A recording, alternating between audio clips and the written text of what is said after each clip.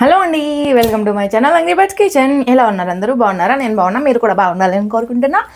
So ఏంటి ఈ మధ్య కొంచెం రెగ్యులర్గా చెప్తున్నా కదా, ఏం లేదు, కొంచెం ఓపిక తెచ్చుకొని వీడియోలు చేస్తున్నా. సో ఎలా ఉన్నారు? అందరూ బాగున్నారా? నేను కూడా బాగున్నా.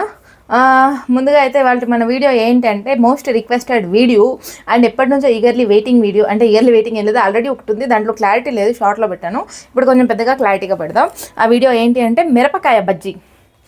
పిండి పిసికి పిసికి పోసాను, మిరపకాయలు మధ్యలోకి కోసాను, పిండిలో ముంచాను, సలసలా కాగే నూనెలో వేసాను అని చెప్పేసి ఒకటి అప్పుడు బాగా వైరల్ అయ్యింది కదా.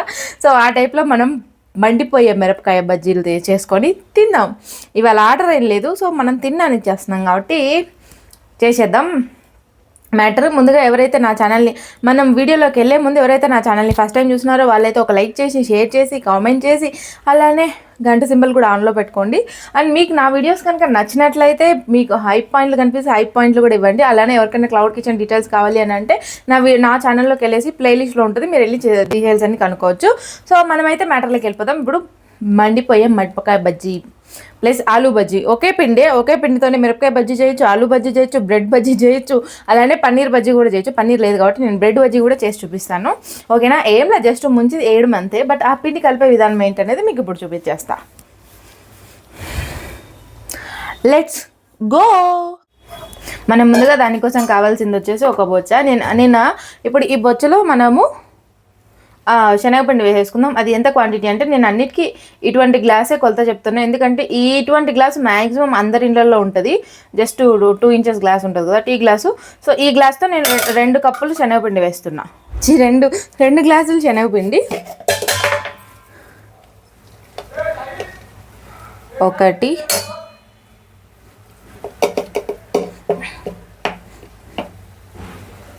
2 సరిపోతాయా? ఓకే, 3 వేస్తాను. ఓకే, 3 గ్లాసుల శనగపిండి. మీరు కప్పు కానీ గ్లాస్ కానీ దేనితోనైనా కొలత తీసుకోండి, దానికి తగ్గట్టు చెప్తున్నా. బట్ ఉప్పు కొంచెం చూసుకోండి, అంతే. ఉప్పు ఎక్కువ తక్కువ చూసుకోండి. ఇప్పుడు మనము 3 గ్లాసుల శనగపిండి వేసుకున్నాం కదా, దాంట్లో ఒక పావు చెంచా నున్నుప్పు వేసుకుందాం. దాంతోపాటు కొద్దిగా ఒక చిటికెడు కంటే కొంచెం ఎక్కువ వంట సోడా. మీకు బజ్జీల్లో బోండాల్లోకి వంట సోడా వేయకపోతే ఆ టేస్ట్ అయితే రాదు, ముందే చెప్తున్నాను. టేస్ట్ అంటే పొంగదు. అలానే ఒక్క చిటికెడు మనం ఇట్లా తీసుకుంటే ఎంత వస్తుంది అంత వాము, కొంచెం ఊరికే మనకి ఎంత మనము ఇప్పుడు ఈ డబ్బాలో ఇలా తీసుకుంటే ఎంత వస్తుంది అంత వాము. దీంతోపాటు పావు చెంచా కారపొడి. మనం ఇప్పుడు అన్నీ వేసేసాం, ఉప్పు, కారం, వాము, అలానే వంట సోడా. ఇప్పుడు దీంట్లో ఏం లేదు, సింపుల్గా మనం బజ్జీ పిండిని కలిపేసుకుందాం.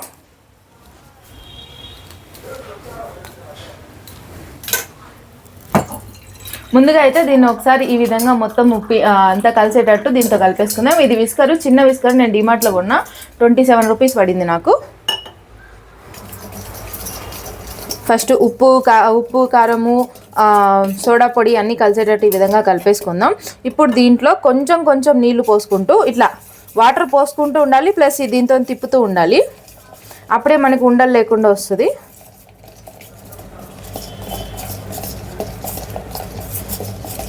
మనకి ఈ విధంగా అయినప్పుడు నీళ్ళు పోయడం ఆపేసి మొత్తం ఒకసారిగా కలిపేసుకుందాం, ఉండలు లేకుండా.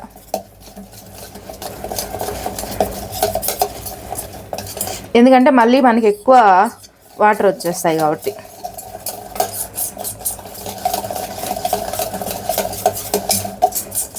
మనం పిండిని ఈ విధంగా బాగా కలుపుకోవడం వల్ల మనకు బజ్జీలన్నో బాగా పొంగుతాయి. అండ్ ఏంటి గుల్లగా వస్తాయి అంటారు కదా. కొంచెం వాటర్ పోసుకుందాం, మరీ చిక్కగా ఉంది. కొంచెం వాటర్ పోసేసుకొనేసి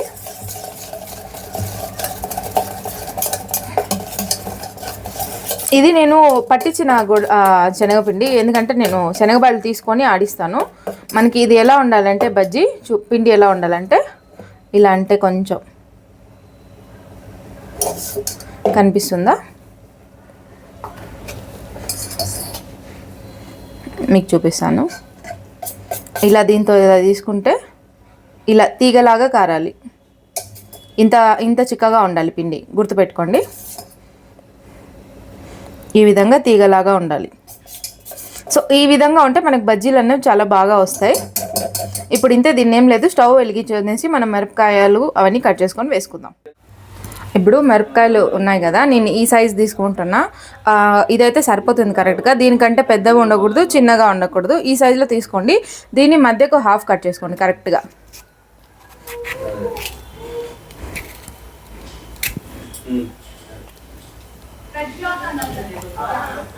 మనం కరెక్ట్గా కట్ చేసుకుంటే ఇది కూడా మధ్యకి కట్ అవుతుంది. సో దీంతోపాటు ఆలూ బజ్జీ నేను ఆల్రెడీ ఇందాక కొంచెం వేరే దానికి తరిగి పెట్టినా. సో దాన్నే వేసేద్దాం, ఎందుకంటే మనకు ఆర్డర్ కాదు కాబట్టి. ఆర్డర్కి అయితే రౌండ్గా ఉండేది తీసుకోండి. దీన్ని చాలా పల్చగా కట్ చేసుకోండి. చూడండి, మీకు అది ఉంటే అదే ఇలా గ్రేట్ చేసేది ఉంటే దాంతో చేసుకోండి. నాకు లేదు కాబట్టి నేను తీసుకుంటున్నా. చూడండి, ఇటు పక్క నుంచి అటు పక్క మంచిగా కనపడాలి, అంత పలసగా కట్ చేసుకోండి. ఆలూ బజ్జీ, మిరపకాయ బజ్జీలే, మిర్చి బజ్జీ ఒక ట్రైన్లో పెట్టుకొని నమ్ముకొని రావాలి. మా ఎలకు వస్తాను చూడండి చిన్నగా మళ్ళా.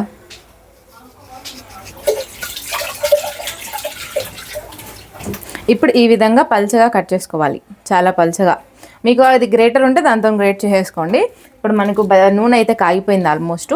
ఇప్పుడు ఈ బజ్జీలని నూనెలో వేసేది చూపిస్తాను. సో ఇప్పుడు మనము ఈ బజ్జీ పిండి ఉంది కదా, నేను ఇలా హాఫ్గా కట్ చేసుకున్నాను. చూడండి, దీంట్లో ఈ విధంగా ముంచాలి. ఇట్లా రెండు పక్కల ముంచేసి ఇలా మొత్తం పిండి జారే పిండినంతా తీసేసి దీన్ని ఇలా వేసేసేయాలి నూనె బాగా కాగిన తర్వాత.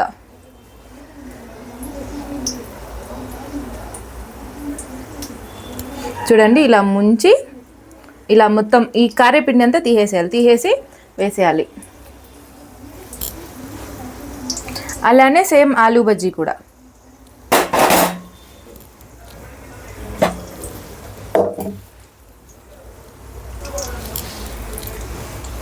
సో నేను ఇందాక ఆవేశంలో ఏం చేసినానంటే బజ్జీలు వేసేది నేను వీడియో తీసుకోవాలా.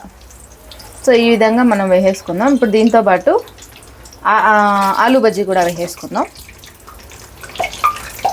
ఆలూ బజ్జీ చూసారంటే చాలా పలచగా ఉంది కదా, దీంట్లో ఏం లేదు, ఈ విధంగా జస్ట్ ఇలా అని ఇలా జారే పిండినంత సైడ్కి లాగేసి, మిరపకాయ బజ్జీ అయినా ఆలూ బజ్జీ అయినా సేమ్ ఇంతే అండి, ఒకటే ప్రాసెస్. జస్ట్ ఈ విధంగా ముంచిన తర్వాత ఇలా పైకంటే ఒక పిండి జారే పిండి అంతా ఇలా తీసేసుకొని ఆల్మోస్ట్ ఒక 70% వరకు తీసేసేయాలి.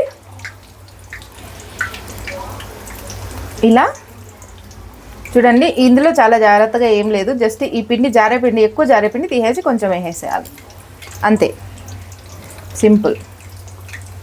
ఇదేంటి మిరపకాయ బజ్జీలు ఆలూ బజ్జీలు ఒకే నూనెలో కలుస్తున్నారంటే ఒకే నూనెలోనే కలుస్తాం.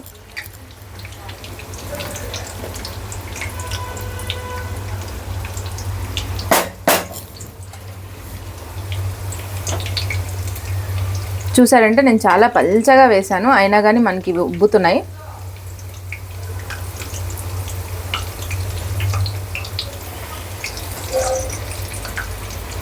నేను మిర్చి బజ్జీలు 79 పెట్టాను 4 పీసెస్. అలానే ఆలూ బజ్జీ కూడా 4 పీసెస్ 79 పెట్టాను, బట్ దానికంటే ఎక్కువనే ఇస్తాను,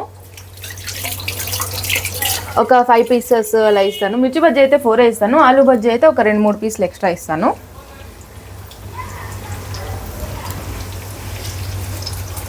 ఇప్పుడు ఈ మంట అన్నది లో ఫ్లేమ్లో పెట్టుకొని చిన్నగా అటు ఇటు రెండు వైపులా బాగా ఎర్రగా కాలేటట్టు కాల్చుకోండి, మరీ ఎక్కువ లేదు, కొంచెం ఎర్రగా.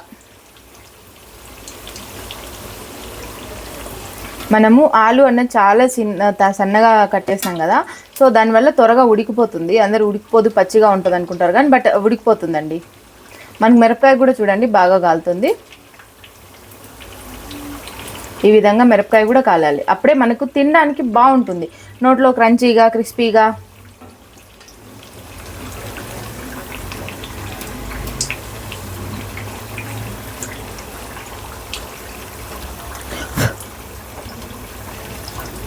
ఇప్పుడు ఈ విధంగా కొంచెం అన్ని వైపులో ఒక 3 నుంచి 4 నిమిషాలు లో ఫ్లేమ్లో కాలిన తర్వాత ఇప్పుడు మంట హై ఫ్లేమ్లో పెట్టుకోండి.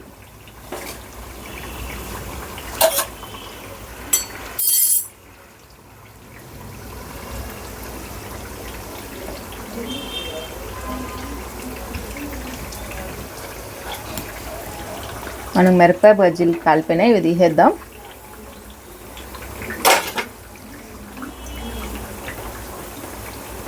ఇవి కొంచెం కాలుద్దాం. ఆలు బజ్జీ మనకి ఇవి కూడా ఆల్మోస్ట్ కాగిపోయినాయి, ఇవి తీసేద్దాం. ఇంకొంచెం మిగిలింది అది కూడా వేసేసుకుందాం. దాంతోపాటు బ్రెడ్ ఉంది కదా, బ్రెడ్ ఈ విధంగా స్క్వేర్గా కట్ చేసేసుకొని వేసేసుకోండి. బ్రెడ్ ఏమి ఎక్కువ కావాల్సిన అవసరం లేదు, జస్ట్ మనకి పిండి ఏమంటారు, పిండి కలిస్తే చాలు. ఇప్పుడు చూడండి, పిండి కాగితే చాలు. ఇలా అద్దేసి సేమ్ దానికి ఆలు బజ్జీ ఎలా వేసామో అలానే వేసేసేయాలి. ఇది నేను చిన్న పీసెస్ వేస్తున్నా, మీరు కావాలంటే పెద్ద పీసెస్ కూడా వేసుకోవచ్చు, చాలా బాగుంటుంది.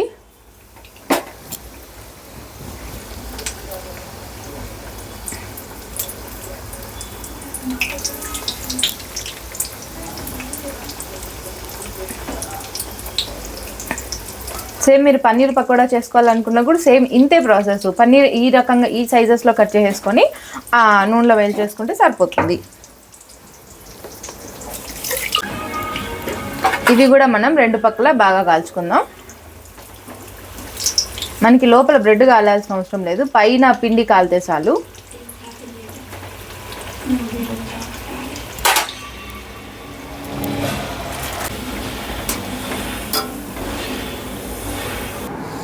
సో మన బజ్జీలు బోండాలు రెడీ అయిపోయినాయి చూడండి. ఇది మిరపకాయ బజ్జీ, ఇది ఉర్లగడ్డ బజ్జీ, ఇది బ్రెడ్ పకోడా. ఏదో కొంచెం మిగిలిపోయిన పిండి వేసుకున్నాం.